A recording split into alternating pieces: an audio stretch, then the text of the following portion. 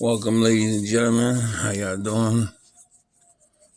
Hope y'all day went great. Welcome to another episode of Fairless and Moral Inventory of Oneself. And basically, what it is just me before I go to sleep, just going back into my day, peeling any Jews or whatever, and having a place to store them at. And it's been so successful in a short period of time I've been doing it. It's like fear will get you to stop doing anything. Disclaimer before I start. This is not a religious show, even though you want to hear God name mentioned often. You might hear references to things that God or one of his prophets said, but this is no way, form, or fashion religious. This is not political. You might hear something about a politician or something that's going on just because it's something that's going on and people talking about it. Therefore, it'd be a good idea if, I get to talk about it or how I feel about it, because that's basically what people like me do. Talk on topics that's relevant for the time. The only difference is this is something that when you see me or you see the way that I am, you will come to a conclusion that, he has to be some type of religious freak or something. Or he has to be some type of religious dude, not knowing that, I bump heads with the best of them.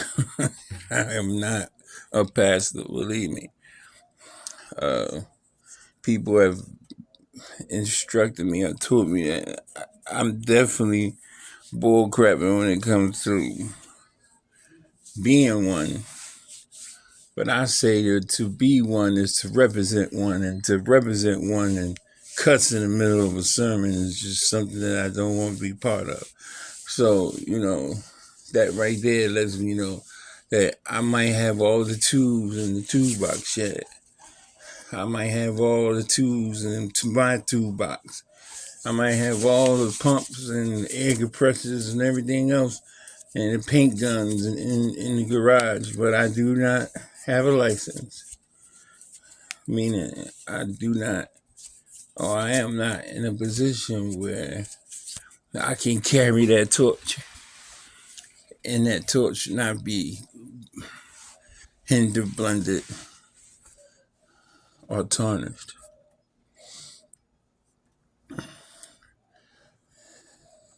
The worst thing that ever existed on the face of the earth, the worst thing that ever existed as far as human beings are concerned, on the face of the earth is someone who has nothing to lose. And I've been getting bombarded with questions, and it's like the same kind of questions, if you didn't hear about it recently, it ran in Philly, it ran and killed 3 people in the same room and shot somebody else, and it was like, just 3? Like, wow, I heard somebody say that. I seen on somebody's timeline, I was like, just 3? Like, wow, what planet is this?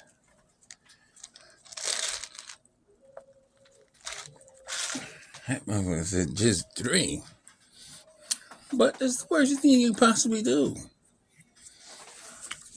The second worst thing you possibly do is take away someone's hope.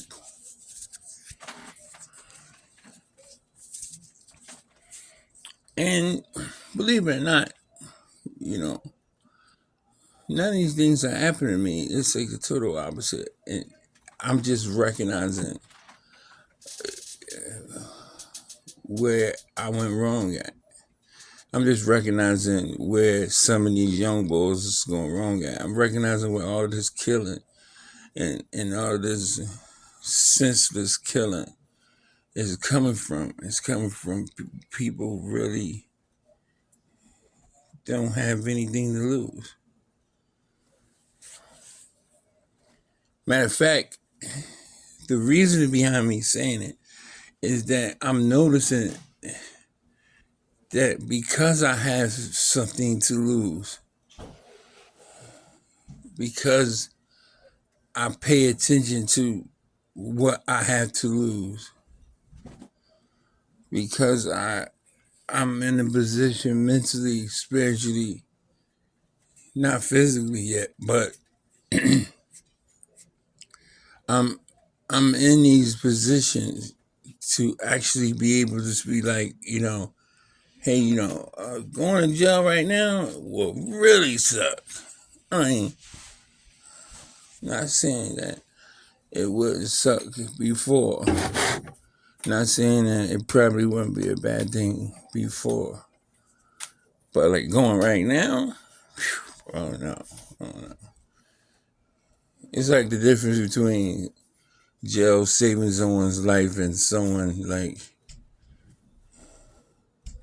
having $2 million in jail. Like, it's gonna be a difference. It's gonna be a huge difference. When I was young and full of cum and young, dumb, and full of cum, and I wanted to prove something to my homies, and jail was like some type of initiation you had to go through. You know what I mean? It wasn't nothing. Like, okay, I don't care about that. Whatever, I'll eat that. Whatever. And you went and you worked out. You went and got your Chi bag all proud. You had every kind of sneakers that they had in there. You go to the yard. You one of the best players in the jail. You never in your cell. You're bragging about that. You're doing all this, and then now, absolutely not. And God willing, no. No, no, no, no. It's sort of, and then when you add in growth, when you add in growth, you start to see like the very small things that you didn't pay attention to, and you really didn't like, and like you screwed up in such an amazing way. Like, it's just like this, you could have just tweaked it. Like, I give you an example. Like, say you lost your mom's keys to a car, right?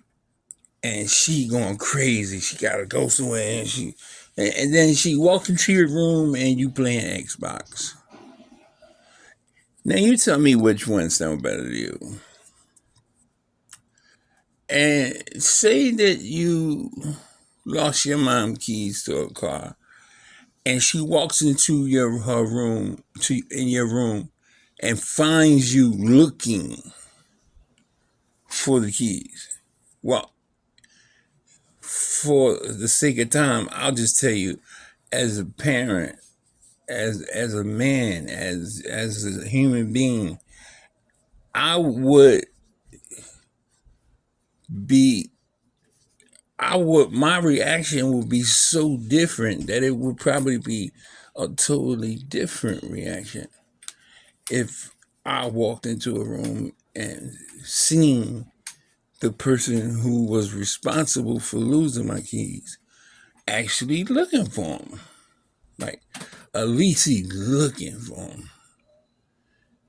Like, but if I come in a room and I got somewhere to go and you done lost my keys and you playing PlayStation, like, you really don't care.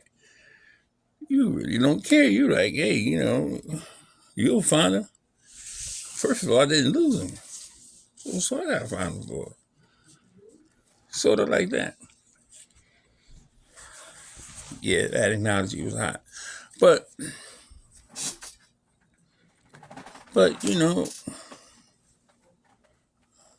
just tweaking it just a little bit. But thinking that you know everything. Like, okay, I know where I put them at. They was in your pocket. I put them back in your pocket. Then come to find out, you found them and they on top of the refrigerator. And now this person is late. They can't get what they need to get to. They gotta make an excuse all this because you didn't take responsibility for the fact that you should have kept your eyes or your hands, or you should just give this person their keys back.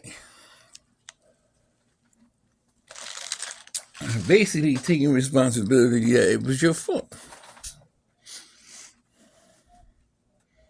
and it just pushes you back because now you ain't getting the keys. Now you ain't getting them. You got to get something out the car. You got to wait till she go out there. Now you got to wait, not just the day. Now you got to wait for a whole 3 months straight. She gonna make you pay. She gonna pay you back for that. Believe me. Women, they especially someone who birthed you. I mean, she gonna pay you back.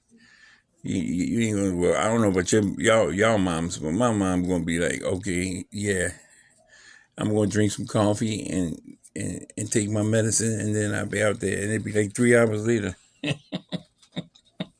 you be burning up. But that's everything. Even if you don't got a God, or you're stuck. Say you was raised Muslim, and then you find yourself being curious about church. Or say you grew up in church your whole entire life, and you find yourself like curious about being Muslim. Or just say that you just on a roller coaster ride and you can't figure out. Look, God would be more pleased with you looking for him than to just give up on the idea that he exists.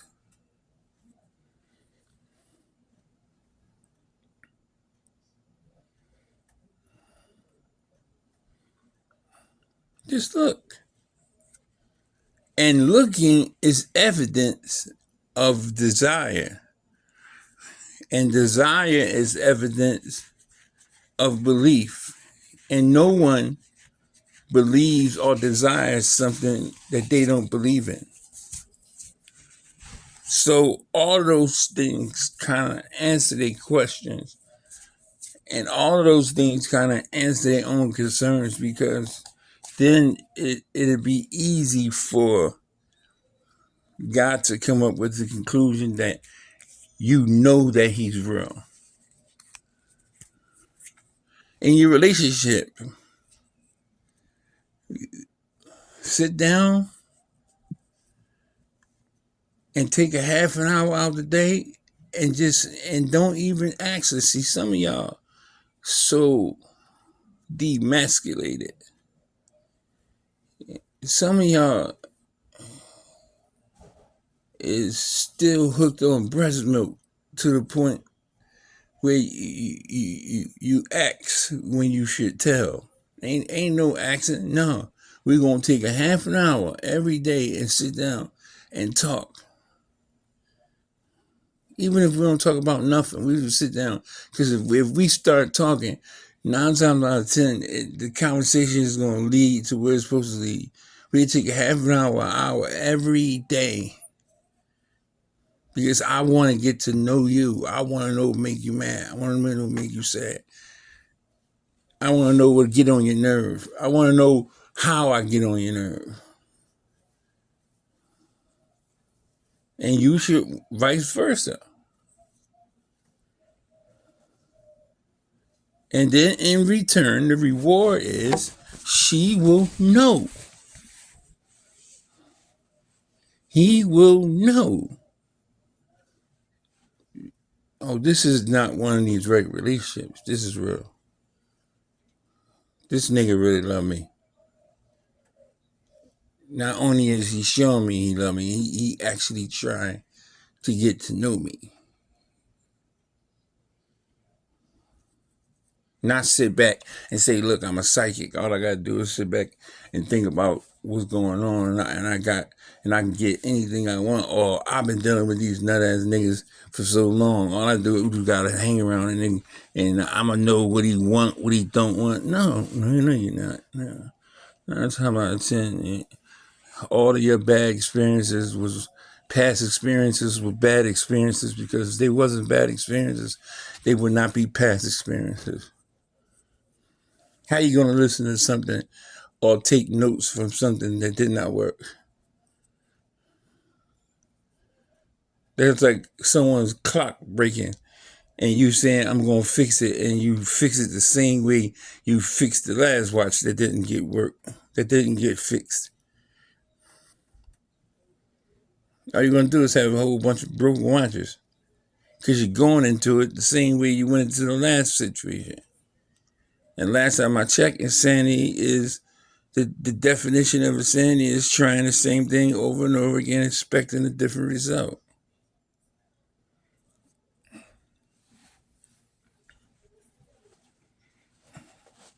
So this time around, I had to you got to try something different. What worked for you? Come on now, let's be honest. Let's get to that onion. Let's peel that onion back. Don't get scared now, Capo. What worked for you, jail? When I go to jail, everything dies. I ain't got no girlfriend. I don't be on that phone. We call it the motherfucking pain box. I don't be on that phone. You want to talk to me, I got 2 days. Come visit me. Write me a letter. Show me that you really care. Because everything that outside is outside. I ain't worried about outside. And I'm not talking about the place jail. I'm talking about the concepts of it, because I'm not going back. Inshallah, I'm not going back. God willing, I'm not going back. I'm talking about the concept, the mindset that you have. Like, you know what? Everything got to stop. This is what I'm concentrating on. Something that's going to actually benefit me and put me in a situation where, though, if God, or when God, I should say, puts that next blessing in my face, I know what to do with it. It won't be a curse. It won't be something that just ends up being something that reverts back to something that I regret. I actually do something with it this time. Because, this is what I gave my attention to. I did not have any distractions. And it is way harder than it sounds. Because there's no guarantee that what you have or what you had is going to be there when you get out. Or it's going to wait for you, or it's going to understand. 9 times out of 10, the first thing that they do is say, okay, well, he must have found somebody else, and this is his way of it. Always go dark. You know why? Because 9 times out of 10, every single time that somebody even was on that mindset, it was always dark. It always was a scam or some schemes. So what do you expect somebody to think when they come across something that's so familiar, even though both of y'all intentions are in a better place or in a better angle? What do you expect someone to do?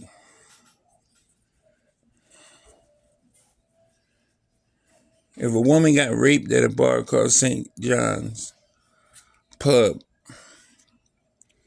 4 times, and you were having a party at St. John's Pub, you would want to be friends with her no more because she ain't coming to your party. 9 times out of 10, it should click to you that that's probably not a place that she ever want to go ever in her life. It's like, we're going to be there, Richard. You're going to be safe. It's like, what do that got to do with the fact that I got raped 4 times here? I'm never coming back to this place. But that's where we have come to, and that's where we're at now. It's like, hey, but you keep talking about you, and you keep talking about what happened to you. We're talking about my birthday party. Like, how dare you bring up some suffering that you went through, and we're talking about celebrating my birthday. My birthday is supposed to be important to you. I thought the person was supposed to be important to you that you're talking to.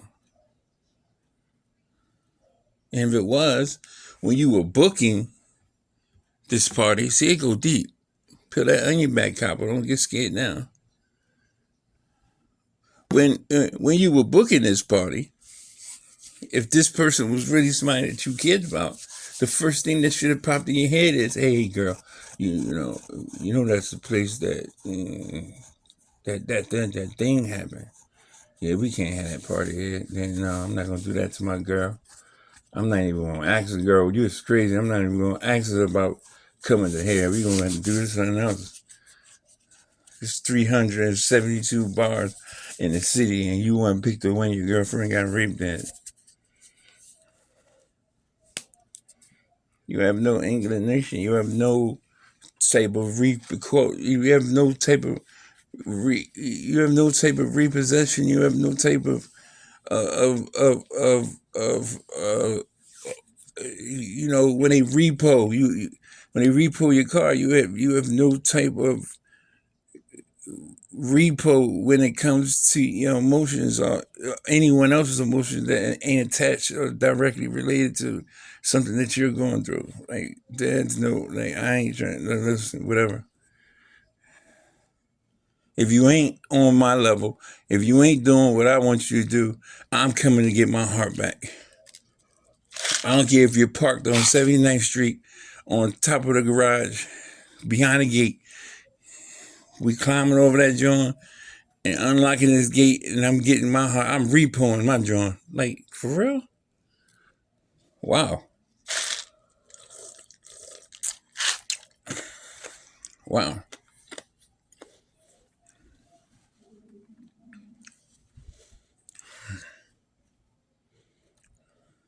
And all of this information that I'm sharing is just things that I've seen, things that I talked about, things that I experienced. Today was like, and it's getting, I'm telling you, I said it yesterday, and I'm gonna say it again. It's like, it's almost scary because it's almost scary. I'm getting to a place where I really just don't care. And I know people, you saying to yourself, like, how can that be good? No, it's an absolutely great place to be. We don't care about anything that's distracting you from your goal, especially when your goal is to be better. Better father, better husband, better wife, better person. When you are on a mission to be better and you just stop caring about anything that's getting in the way of it, you just stop caring. Like, I don't know, okay, all right, whatever. Sure. Because believe it or not, caring for distractions is the reason why you ain't reached your furthest potential yet.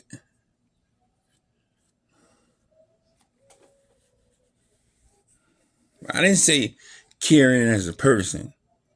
I didn't say stop caring as an individual. I didn't say stop caring as a father or a son or a brother. I didn't say stop caring as a human being.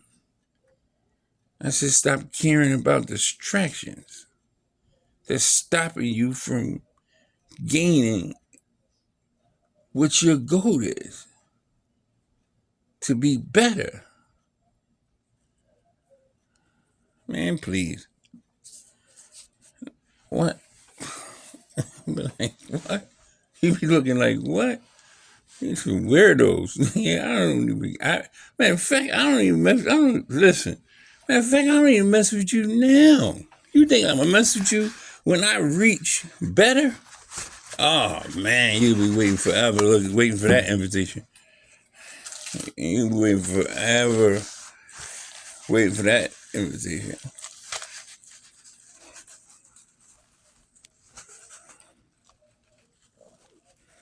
So I think we reach our critical mass on part one. I don't want to have two parts to all of them, but it is what it is, and sometimes,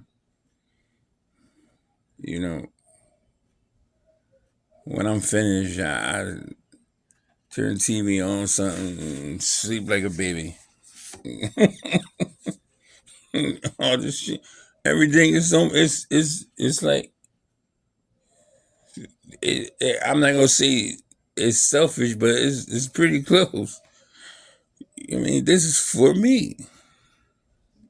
Anybody that's riding along, and I see people riding along. Anybody that's riding along. Oh yeah, before I go to part two, a person asked me, "Do I do joint lives, or would I be willing to like help they show out and do an episode or do something with them?" I have no problem doing any of that. I'm actually, you know, thankful and almost in bliss that someone would want me to. So, you know, it was more of a shock to me than it was you. But a couple people asked me, and I had no problem with it. It's with Decopbo, like always. Decopbo 2.1.